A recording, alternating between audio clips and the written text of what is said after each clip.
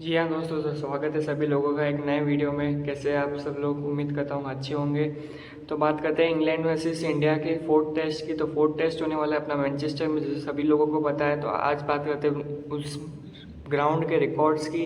क्या इंडिया के रिकॉर्ड्स रहे हैं उस ग्राउंड पे दूसरी टीमों के सामने, और उस चीज़ पे बात करते हैं। सबसे पहले तो इंडिया के 9 मैचेस वहाँ पे हुए हैं मैनचेस्टर पे, जिसमें जीती एक भी नहीं है। जी हाँ दोस्तों, एक भी नहीं जीती है। तो ये बहुत बड़ी बात है। 9 मैचेस खेल चुकी है इंडिया वहाँ पे, वो ग्राउंड पे। और ऐसा तो है नहीं कि पहली मैच खेल रही हो तो ग्राउंड का कुछ पता नहीं हो कि फील्ड कैसी रहती है या पिच कैसी रहती है।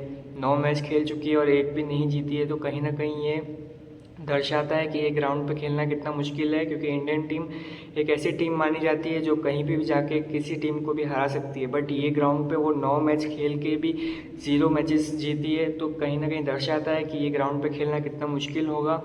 बात करें हारने की, तो 4 हारी है। आप बोलोगे अभी 9 मैचेस खेली है, जीती एक नहीं, तो हारे के 4 कैसे? तो जी हाँ दोस्तों, बाकी के ड्रॉ हुए हैं 5।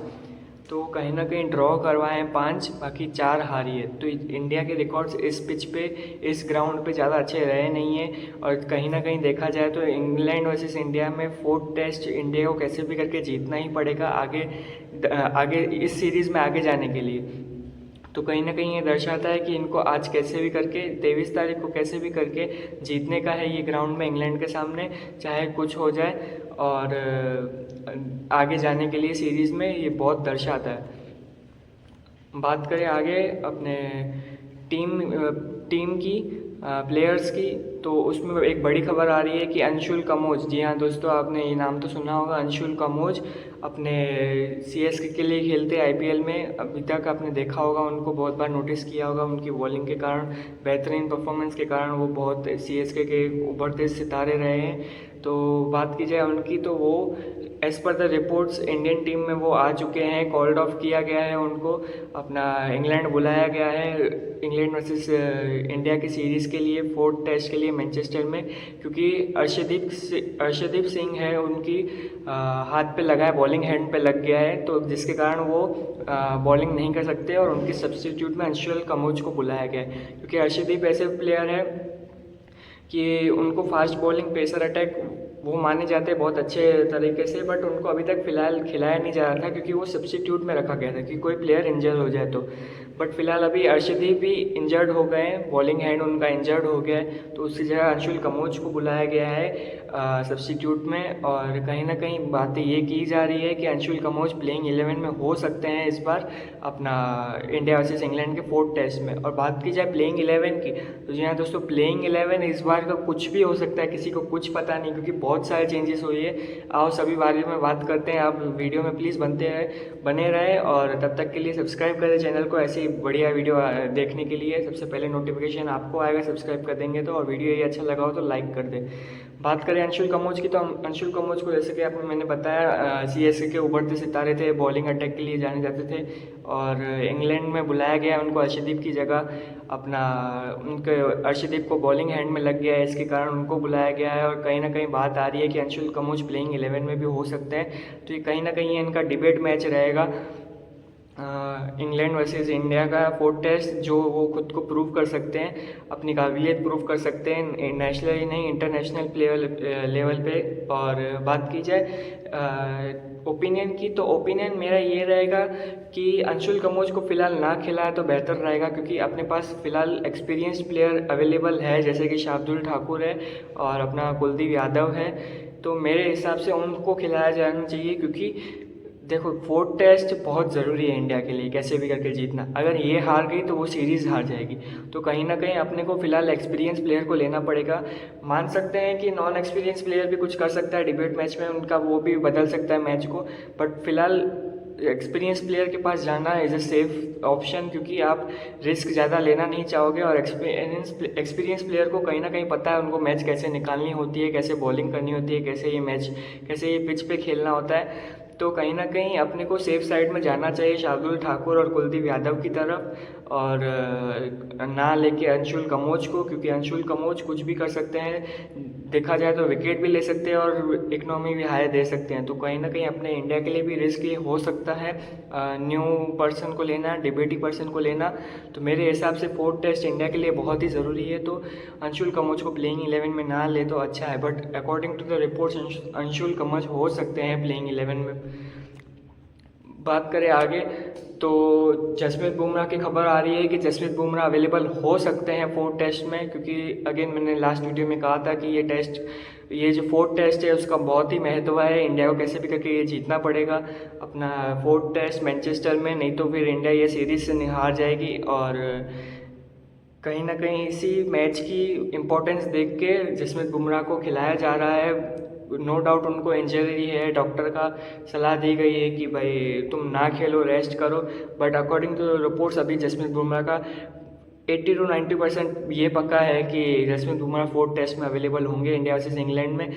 बात की जाए आकाशदीप की, हाँ दोस्तों आकाशदीप भी रूल आउट हो गए हैं, क्योंकि उनको भी थोड़ा बहुत पेन हो रहा था, बैक इंजरी हो रही थी सेकेंड इनिंग में जब लॉर्ड्स पे मैच चल रही थी अपना थर्ड टेस्ट, उसमें आकाशदीप को भी बैक पेन हो रहा था, जिसके कारण उनको भी अभी बाहर किया गया है, ruled out as per the reports ये सब कहा जा रहा है। मेरे को नहीं लगता, मेरे को लगता है कुछ और बात होगी, बट अभी मैं रिपोर्ट्स के हिसाब से आपको बता रहा हूँ कि आकाशदीप को बाहर किया गया है, क्योंकि उनको पीछे बैक में इंजरी हो रही थी जब वो बॉलिंग कर रहे थे सेकेंड इनिंग्स में जो थर्ड टेस्ट थी लॉर्ड्स पे। तो कहीं ना कहीं आकाशदीप भी फोर्थ टेस्ट में अवेलेबल नहीं होंगे, तो ये एक बड़ा कदम हो सकता है कि आकाशदीप भी आपके पास अवेलेबल नहीं है और साथ में अर्शदीप भी अवेलेबल नहीं है। इसके लिए अंशुल कम्बोज को खिलाया जा सकता है, अगेन मैं ये बोल रहा हूँ, तो कहीं ना कहीं ये हो सकता है। और बात की जाए अपने नीतीश कुमार रेड्डी की, तो नीतीश कुमार रेड्डी भी अवेलेबल नहीं होंगे। जी हाँ दोस्तों, नीतीश कुमार रेड्डी भी अवेलेबल नहीं होंगे, क्योंकि नीतीश कुमार रेड्डी को भी बताया जा रहा है कि नी में इंजरी आ गई है, इसके कारण वो भी फोर्थ टेस्ट में अवेलेबल नहीं होंगे। तो कहीं ना कहीं ये एक ऑलराउंडर की भी अपने को ज़रूरत पड़ेगी जो बैटिंग भी अच्छी कर रहा हो और बॉलिंग भी अच्छी करता हो नीतीश कुमार रेड्डी की जगह, क्योंकि नीतीश कुमार रेड्डी का भी रोल एक कहीं ना कहीं टीम के लिए अच्छा था। कहीं ना कहीं वो भी एक दो विकेट लेके ही जा रहे थे और बैटिंग से भी भले बड़ी पारी नहीं पर 20-30 रन तो दे के ही जा रहे थे। तो कहीं ना कहीं ये दर्शाता है कि अपने पास अभी नीतीश कुमार रेड्डी नहीं है, उसके बाद अपना अर्शदीप सिंह भी नहीं है जो सब्स्टिट्यूट में थे, और आकाशदीप जो गुड फॉर्म में थे, अपने फॉर्म में थे, 3-3, 4-4, 5-5 विकेट लेके जा रहे थे, वो भी रूल्ड आउट हो चुके हैं क्योंकि उनके बैक इंजरी के कारण। तो कहीं दर्शाता है कि इंडिया का प्रोबेबल 11 बहुत चेंज हो सकते हैं इसमें, और इंडिया को बहुत दिक्कत रह सकती है अपना फोर्थ टेस्ट जीतने में। बट अगेन इंडिया है तो कुछ भी मुमकिन है, बाकी का देखते हैं आगे क्या होता है। और बात की जाए अपना आगे, तो प्रोबेबल 11 में आपको क्या लगता है कौन कौन होंगे? मेरे हिसाब से तो सिर्फ ये 5 जनों का ही फिक्स है, यशस्वी जायसवाल, केएल राहुल, शुभम गिल, अपना ऋषभ पंत और मोहम्मद सिराज, बस ये 5 जनों का फिक्स है। बाकी 6 जनों का कुछ पता नहीं है कौन हो सकता है कौन नहीं।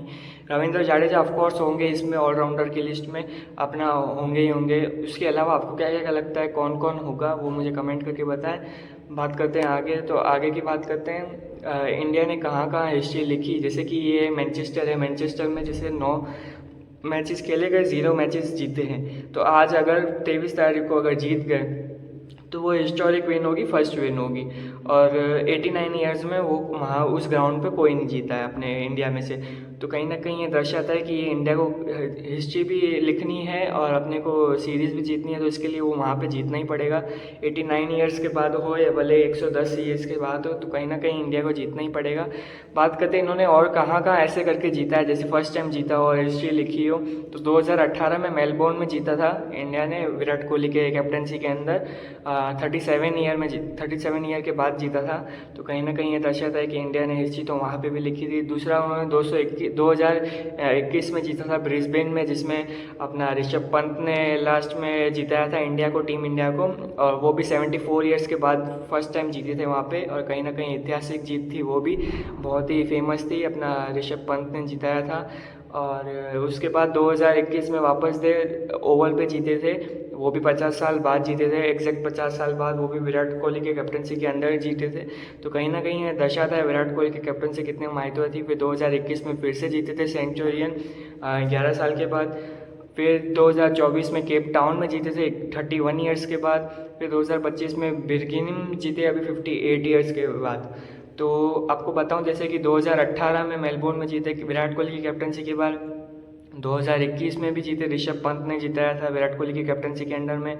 फिर 2021 में ओवल में भी जीते 50 साल के बाद, वो भी अपना विराट कोहली की कैप्टनसी के अंदर। सेंचुरियन में भी जीते 2021 में, 11 साल के बाद, वो भी विराट कोहली की कैप्टनसी के अंदर। तो कहीं ना कहीं ये दर्शाता है विराट कोहली की कैप्टनसी कितने मायने रखती थी, और ऑलमोस्ट हर जगह अपना जीते हैं टेस्ट मैच। जहाँ पे भी तुम ये नाम ले रहे हो, जहाँ पे भी अपने हारे हैं, वहाँ पे जाके पहली बार भी जीते हैं विराट कोहली की कैप्टनसी के अंडर। होप सो अगर मैनचेस्टर में भी होते तो जीत जाते, पर अपने गिल भी कम नहीं है, गिल साहब, उनके भी 607 रन आ चुके अब तक के लिए बल्ले से। तो कहीं ना कहीं ये दर्शाता है कि गिल साहब का भी बहुत मन है ये जीतने का मैनचेस्टर पे भी, और सीरीज़ भी, और कैसे ना कैसे करके वो जिता के रहेंगे इंडिया को। मुझे पूरा भरोसा है उन पर। आपको क्या लगता है कमेंट करके बताएं। बात करें केप टाउन की, तो केप टाउन पे भी जीते थे 31 साल के बाद, और 2025 में अभी जीते हैं बिरगम के सामने, बिरगम पे अपना इंग्लैंड के सामने। तो कहीं ना कहीं ये दर्शाता है कि अपन भी हिस्ट्री लिख रहे हैं, और साथ ही मैनचेस्टर पे भी लिखनी है। बात करें रवि शास्त्री की पॉइंट ऑफ व्यू की, तो रवि शास्त्री ने ये कहा है ऋषभ पंत के ऊपर कि अगर तुम फिट नहीं हो तो तुमको फिलहाल रेस्ट लेना चाहिए, क्योंकि आपने देखा होगा ऋषभ पंत भी बीच में एक टेस्ट में विकेट कीपिंग नहीं कर रहे थे, सिर्फ बैटिंग कर रहे थे थर्ड टेस्ट पे जो लॉर्ड पे था सेकेंड इनिंग्स में।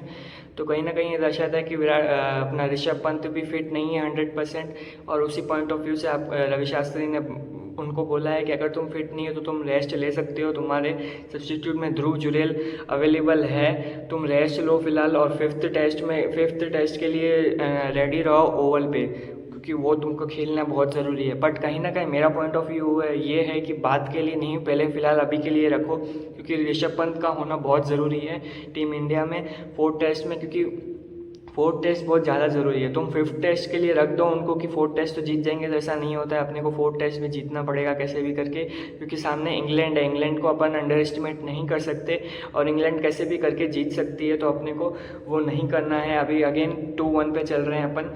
तो कहीं ना कहीं ये दर्शाता है कि ऋषभ पंत का भी टीम 11 में होना बहुत ज़रूरी है, अपना टीम इंडिया में होना बहुत ज़रूरी है, और इंडिया को जीतना है 4th टेस्ट में कैसे भी करके। मेरा पॉइंट ऑफ व्यू पर्सनली ये है, आपको क्या लगता है कमेंट करके बताएं। और ऋषभ पंत का भी होना बहुत ज़रूरी है, क्योंकि उनकी जो स्लेजिंग होती है, उनकी जो विकेट कीपिंग होती है, उनकी जो बैटिंग होती है, वो शायद ध्रुव जुरेल नहीं कर पाए, और ऋषभ पंत वो एक सेट हो गए उसमें, और कहीं ना कहीं उनका इम्पैक्ट अलग ही रहता है टीम में। 70-80 रन वो पारी में बना के जाएँ तो अपना टीम में बहुत अच्छा कंट्रीब्यूशन हो जाएगा। तो कहीं ना कहीं ये टीम को मदद कर सकता है जीतने की। बात करें इंग्लैंड की टीम से, तो इंग्लैंड की टीम से जॉनी बेस्टो ने एक कमेंट किया है कि मैं भी वो एक जगह पे फिट हो सकता हूँ ये टीम में। ये उन्होंने क्यों किया है, क्योंकि बात की जाए जॉनी बेस्टो की, तो वो भी एक अच्छे विकेट कीपर थे, नामचीन विकेट कीपर थे, बैटिंग भी अच्छे कर लेते थे, ऑल फॉर्मेट प्लेयर थे। 1 साल से नहीं खेला गया, आपने नोटिस किया होगा उनको 1 साल से नहीं खिलाया गया है। तो कहीं ना कहीं उन्होंने ये कमेंट किया कि ये टीम में मैं भी परफेक्टली फिट हो सकता हूँ, खास करके इंडिया के सामने, क्योंकि मुझे पता है इंडिया के सामने कैसे खेलना है। और कहीं ना कहीं जॉनी बेस्टो अगर आ गए तो इंडिया के लिए और दिक्कतें बढ़ सकती है, क्योंकि हमारे ऑलरेडी प्लेयर्स कम होते जा रहे हैं, जैसे कि अपना अर्शदीप नहीं है, आकाशदीप नहीं है, नीतीश कुमार रेड्डी नहीं है। तो कहीं ना कहीं ये दर्शा सकता है अपनी टीम को ज़्यादा मुसीबत में ला सकता है जॉनी बेस्टो। तो कहीं ना कहीं बात की जाए उनकी, तो कहीं ना कहीं वो 1 साल से नहीं खेले, 35 साल की हो गई है उम्र उनकी, फिर भी फिट है परफेक्टली, वो खेल सकते हैं, बट उनको नहीं खिलाया जा रहा है, क्योंकि लास्ट जब T20 में इंडिया के सामने था तब वो 3 रन बना के डक पे आउट हो गए थे। तो 3 बॉल खेल के डक पे आउट हो गए थे। तो कहीं ना कहीं दर्शाता है कि इसके बाद उन्होंने टीम ने उनको सिलेक्टर्स ने नहीं लिया टीम में, और कहीं ना कहीं उनका डाउनफॉल वहाँ से शुरू हो गया।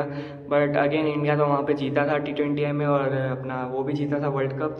तो कहीं ना कहीं अपने को तो कुछ नहीं है, बट जॉनी बेस्टो ने इस पे कमेंट किया कि मैं ये टीम में फिट हो सकता हूँ कहीं पे भी, और इंडिया के सामने खेल के इंग्लैंड को जीता सकता हूँ। तो कहीं ना कहीं उसकी भी आशा है, not a perfect statement, but कहीं ना कहीं वो भी आ सकते हैं, कमबैक कर सकते हैं। कुछ भरोसा नहीं है, इंग्लैंड का भी कुछ कह नहीं सकते, बट अभी तक के लिए यही रिपोर्ट है, उनका कुछ फिक्स नहीं है अभी तक, बट देखते हैं अभी क्या होता है आगे। तब तक के लिए बाय बाय, मिलते हैं नेक्स्ट वीडियो में। वीडियो अच्छी लगी हो तो सब्सक्राइब कर दे चैनल को, लाइक कर दे इस वीडियो को। मिलते हैं नेक्स्ट